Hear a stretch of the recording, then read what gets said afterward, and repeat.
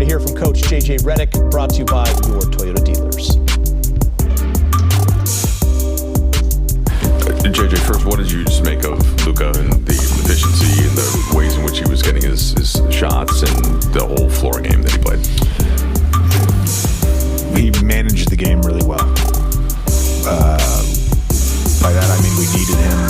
We had to have him scoring early. They were making shots. We made some defensive mistakes. We talked about it in a timeout. We did it against Golden State the other day. We just made stuff up. We've had enough practice now where we can stick to our rules, and if those rules don't work, yeah, we can make an adjustment. And we started getting stops.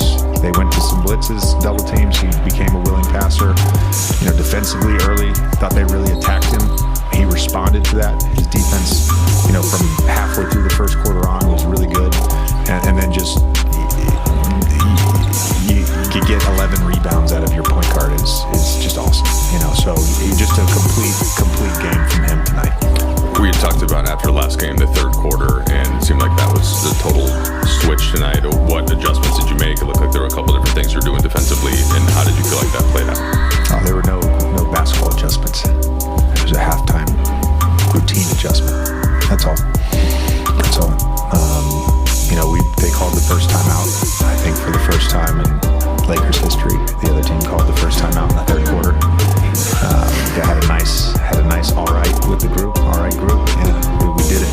So maybe that's the blueprint. Just the coaches, just changing the routine a little bit. What did you say to Luka after he missed that layup?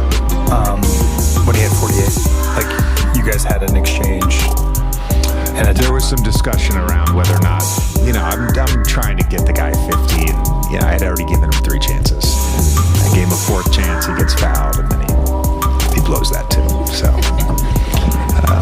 but no, he was awesome. So what about after the free throw?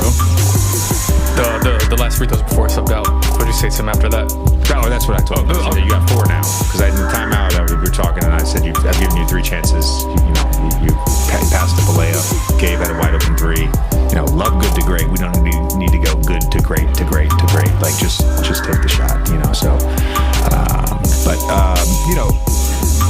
to do what we did tonight against that team, which going back to last year, I know the first game of the season was like a 6-turnover game for us. The next 2 in Minnesota were, if they weren't high teens, they were low 20s turnover.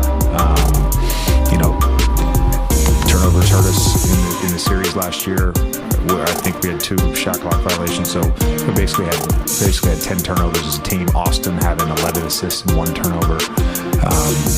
Luka having 8 with 3 our primary guys really just managed the game well, and we got good shots. We had some timely crashes, made some timely defensive plays during that run in the second half.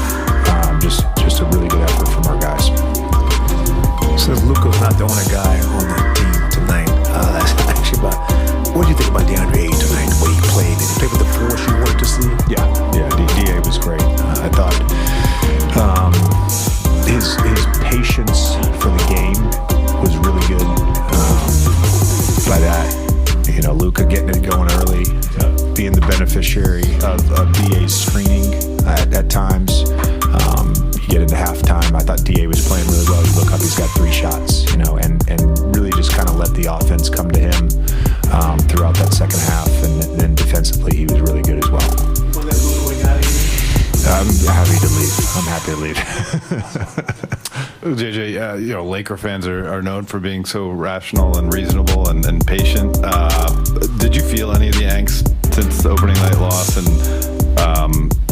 you told us pregame it was a very detailed approach for the last couple of days. Was that in any way feeling what maybe Laker Nation was feeling? No, I've great respect for fan bases that care.